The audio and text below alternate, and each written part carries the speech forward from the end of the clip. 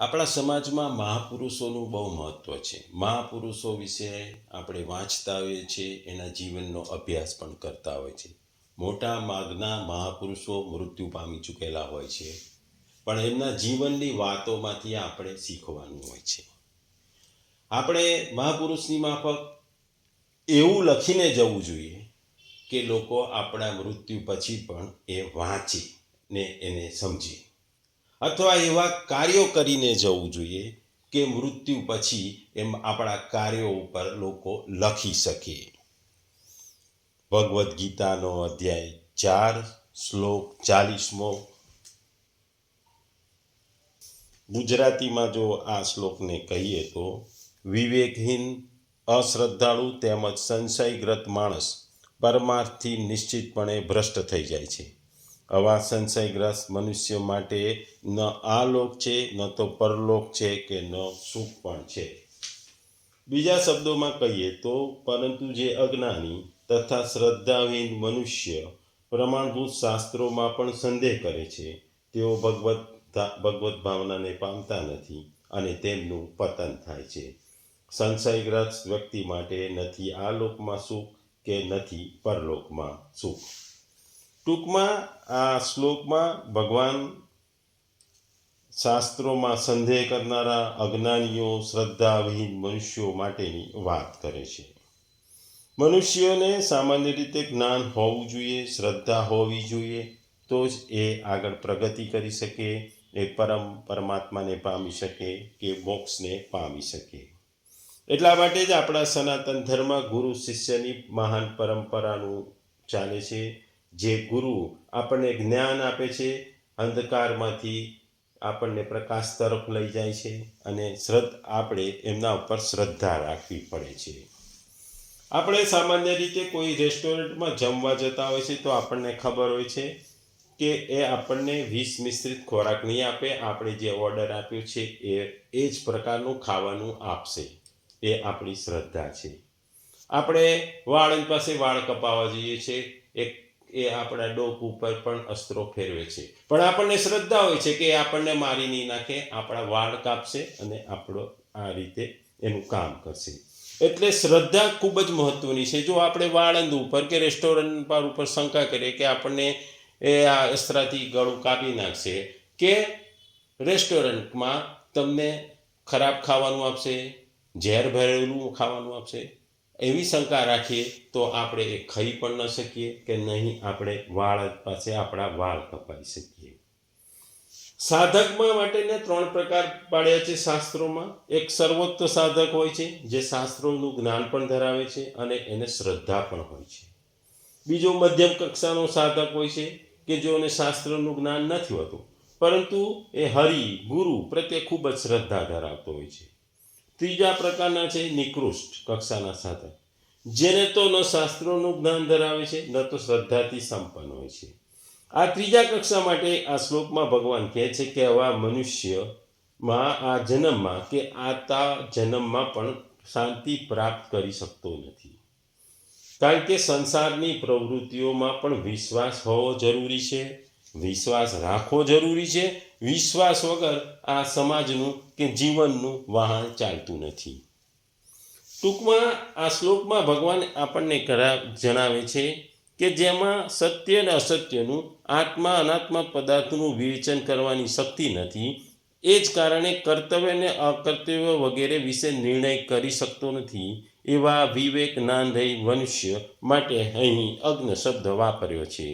તથા જેને ઈશ્વરમાં, પરલોકમાં એ બંનેની પ્રાપ્તિના ઉપાયો બતાવનારા શાસ્ત્રોમાં, મહાપુરુષોમાં અને તેમના વડે બતાવેલા સાધનોમાં અને તેમના ફળમાં શ્રદ્ધા નથી, એવા અશ્રદ્ધાળુ મનુષ્ય માટે અહીં ભગવાને અશ્રદ્ધાનું પદ વાપર્યું છે. ઈશ્વર અને પરલોકના વિષયમાં અથવા અન્ય કોઈ પણ વિષયમાં જે કોઈ પણ પ્રકારનો નિશ્ચય કરી શકતો નથી, પ્રત્યેક બાબતમાં સંશયયુક્ત રહે છે, એવા મનુષ્યવાચક માટે સંશયાત્મક પદ વાપરવામાં આવ્યું છે. જે સંશયાત્મકમાં મનુષ્ય ઉપયુક્ત અજ્ઞાનતા અને અંધશ્રદ્ધાળુતા એ બંને દોષ હોય છે. અહીં અહીં ભગવાન કહે છે કે તે સંશય આત્મા મનુષ્ય પરમાર્થથી અવશ્ય ભ્રષ્ટ થઈ જાય છે. એ કથનથી એવું જણાવવામાં આવ્યું છે કે વેદશાસ્ત્ર તથા મહાપુરુષોના વચનોને તેમણે બતાવેલા સાધનોને કે માર્ગને બરાબર રીતે સારી રીતે નહીં સમજી શકવાને કારણે જે કંઈ પણ સમજવામાં આવે છે તેના પર વિશ્વાસ નહીં હોવાને કારણે જેને પ્રત્યેક વિષયમાં સંશય થાય છે કે કોઈ પણ પ્રકારે પોતાના કર્તવ્યોનો નિશ્ચય કરી શકતો નથી. પ્રત્યેક દશામાં સંશયયુક્ત રહે છે તે મનુષ્ય પોતાના માનવ જીવનને વર્ત ગુમાવે છે અને માનવ જન્મ અને માનવ દેહ મળવાથી જે ભગવત પ્રાપ્તિનો પરમ લાભ થાય છે તેનાથી એ હંમેશ માટે વંચિત રહી જાય છે. આપણે આ બાબતમાં એક વાર્તા છે. એમાં એક માતા પિતા હોય છે, એમને એવું થાય છે કે હું મારા બાળકને ગુરુકુળમાં મૂકું, શાસ્ત્રોનું ધર્મનું જ્ઞાન આપું. એટલે એ ગુરુકુળમાં મૂકીને જાય છે. પછી થોડા વખત પછી વર્ષ પછી જ્યારે પાછા આવે છે ત્યારે જોવા જાય છે કે એમના બાળકે કેટલું પ્રગતિ કરી છે. જોવે છે કે બાળકની એવી કોઈ પ્રગતિ નથી આધ્યાત્મિકમાં કે કોઈ બી વસ્તુના જ્ઞાનમાં નથી. એટલે ગુરુ પાસે જાય છે. ગુરુ કહે છે કે હું બાળકને તમને કહું છું કે પાછો લઈ જાઓ, કારણ કે એને આ વસ્તુમાં કોઈ ઈચ્છા નથી કે ઇન્ટરેસ્ટ નથી, એને શ્રદ્ધા નથી, આ જ્ઞાન માટેની એની શ્રદ્ધા નથી. એટલે શ્રદ્ધા ન હોવાથી હું ગમે તેટલું શીખવાડું પણ તે એને ફોલો કરી શકતો નથી, કેચઅપ કરી શકતો નથી, એ જ્ઞાનને એ પ્રાપ્ત કરી શકતો નથી. એટલે જ્ઞાન પ્રાપ્તિ માટે શ્રદ્ધા હોવી ખૂબ જ જરૂરી છે. અને તમે સંશય કર્યા કરો તો એનો કોઈ ઉપાય નથી.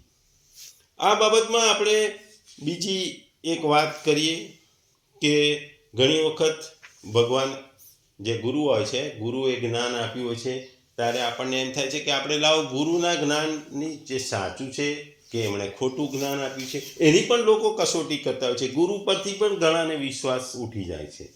આવી એક વાર્તા આપણને યાદ આવે છે કે એમાં 3 બ્રાહ્મણ પુત્રો હોય છે. એ ગુરુકુળમાં ભણીને ગુરુએ એમને ભણાવ્યા હોય છે ને એમને ખૂબ જ અઘરી શિક્ષા આપી હોય છે અને અઘરું જ્ઞાન આપ્યું હોય છે. પછી એમની શિક્ષા પૂરી થઈ, એ લોકો પાછા જતા હોય છે. ત્યારે એમને થાય છે કે ગુરુએ આપણને જ્ઞાન આપ્યું છે, આવી બધી વિદ્યાઓ આપી છે, પણ એ સાચી છે કે ખોટી? એમના મનમાં સંશય થાય છે.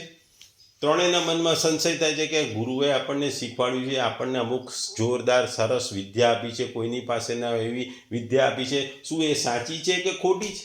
એમના મનમાં સંશય થાય છે. એટલે ત્રણે જંગલમાંથી પસાર થતા હોય છે. તેમને થાય છે કે આપણે આપણી વિદ્યા સાચી છે કે ખોટી, ગુરુએ આપણને જ્ઞાન આપ્યું છે કે નથી આપ્યું, એનો આપણે પરીક્ષા કરવી પડે. રસ્તામાં જતા હોય છે, ત્યાં રસ્તામાં એક પ્રાણીના હાડપિંજર પડેલા હોય છે. એટલે એ જોઈને ત્રણેયને થાય છે કે લાવો આપણે આપણા એમાંથી એકને થાય છે લાવો હું મારા ગુરુએ મને જ્ઞાન આપ્યું છે, મને વિદ્યા આપી છે, એની કસોટી કરું. ગુરુએ એને જે વિદ્યા આપી હોય છે એને વિદ્યાથી એ તમામ હાડપિંજરને ભેગું કરી શકે છે, એક રૂપમાં લાવી દે છે. બીજા બ્રાહ્મણ જે શિષ્ય હોય છે એ પછી એમાં એની જે ગુરુની વિદ્યા હોય છે એની કસોટી કરવા એમાં એ માંસપેશીઓને બધું ભરે છે.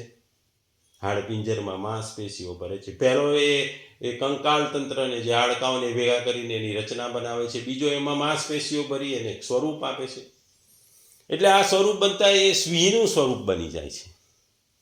ત્રીજા શિષ્ય પાસે બી ગુરુએ એને સ્પેશિયલ વિદ્યા આપી હોય છે, એને જાન પૂરવાની આપી હોય છે. એટલે એ જે સિંહ બન્યો હોય છે એમાં એ પ્રાણ નાખે છે, એટલે સિંહ એકદમ જીવતો થઈ જાય છે. એટલે ત્રણેય જણ પોતાની ગુરુએ આપેલી સ્પેશિયલ એટલે વિદ્યાનો એ ટેસ્ટિંગ કરે છે. ગુરુ પ્રત્યે પણ સંશય છે. પણ શું થાય છે કે જેવો એ પ્રાણ નાખે છે, સિંહ એકદમ વિકરાળ સ્વરૂપે ખૂંખાર જંગલી સિંહ હોય છે, એકદમ ઊભો થઈ જાય છે અને એ ત્રણેયને ફાડીને ખાઈ જાય છે. એટલે અહીં કહેવાનો મતલબ એ છે કે ગુરુની જે વિદ્યા છે, જ્ઞાન ઉપર સંશય કરો તો તેનું ફળ પણ ખરાબ આવે છે. આ શ્લોકમાં ભગવાન એ જ કહે છે કે જેના પ્રત્યેક વિષય બાબતે સ્વયં વિવેચના કરવાની શક્તિ હોય અને વેદ શાસ્ત્રો મહાપુરુષોના વચનોમાં જેને શ્રદ્ધા હોય તે આ પ્રમાણે પોતાના મનુષ્ય જીવનને નષ્ટ કરતો નથી. તે બધાની મદદથી અર્જુનની જેમ પોતાના સંશયનો સર્વથા નાશ કરી કર્તવ્યપરાયણ બની શકે છે અને કૃતકૃત્ય થઈ મનુષ્ય જન્મને સફળ બનાવે છે. પણ અને જેનામાં પોતાની વિવેચન કરવાની શક્તિ નથી એવા અજ્ઞ મનુષ્ય પણ જો શ્રદ્ધાળુ બને તો શ્રદ્ધાને કારણે મહાપુરુષોના કથના અનુસાર સંશય રહિત થઈ સાધન પરાયણ બની શકે છે અને તેમની કૃપાથી તેનું કલ્યાણ પણ થઈ જાય છે. પરંતુ જે સંશયયુક્ત પુરુષમાં વિવેક શક્તિ નથી અને શ્રદ્ધા પણ નથી, તેના સંશયનો નાશ કોઈ પણ ઉપાય વડે થતો નથી. તેથી જ્યાં સુધી તેનામાં શ્રદ્ધા અને વિવેક ન આવે ત્યાં સુધી તેનો ઉદ્ધાર થતો નથી, બલકે તેનું પતન થાય છે. અહીં ભગવાન કહે છે કે સંશયયુક્ત મનુષ્ય માટે ન તો આ લોક છે કે ન તો પરલોક, ન તો સુખ પણ છે. એટલે ભગવાન આ કથનથી એવું જણાવવામાં આવે છે કે સંશયયુક્ત મનુષ્યો માત્ર પરમાર્થથી જ ભ્રષ્ટ થાય છે એટલું માત્ર નથી, પરંતુ જ્યાં સુધી મનુષ્યમાં સંશય વિદ્યમાન હોય છે અને તે તેનો નાશ નથી કરતો ત્યાં સુધી તે ન તો આ લોકમાં અથવા મનુષ્ય શરીરમાં રહીને ધન ઐશ્વર્ય કે યશ પામી શકે છે, ન તો મર્યા પછી પરલોકમાં સ્વર્ગને પ્રાપ્ત કરી શકે છે, ન તો કોઈ પણ પ્રકારના સાંસારિક સુખોને પણ ભોગવી શકે છે. કારણ કે જ્યાં સુધી મનુષ્ય કોઈ પણ વિષયમાં સંશયયુક્ત હોય અને કોઈ પણ નિશ્ચય કરી શકતો નથી ત્યાં સુધી તે વિષયમાં તેને સફળતા મેળવી શકતો નથી. તેથી મનુષ્ય શ્રદ્ધા અને વિવેકથી આ સંશયનો નાશ અવશ્ય કરવો જોઈએ એવું આ શ્લોકમાં કહે છે. આ પ્રમાણે આ શ્લોકમાં ભગવાન કહે છે અવિવેક અને અશ્રદ્ધાની સાથે સંશયને જ્ઞાન પ્રાપ્તિમાં બાધક છે. જ્ઞાન પ્રાપ્તિમાં મોટામાં મોટું બાધક એ સંશય છે. એટલે આ સંશયનો નાશ કરી કર્મયોગનું અનુષ્ઠાન કરવા માટે ભગવાન અર્જુનને અહીં પ્રેરે છે. કારણ કે અર્જુને શસ્ત્રો મૂકી દીધા હોય છે, એ લડવા માટે તૈયાર થતો નથી અને એના મનમાં એના સગા સંબંધીઓના મૃત્યુનો સંશય થાય છે. એ સંશયને દૂર કરવા માટે આ શ્લોકમાં ભગવાન એને સમજાવે છે કે સંશયગ્રસ્ત મનુષ્ય માટે કોઈ પણ જગ્યાએ સ્થાન નથી.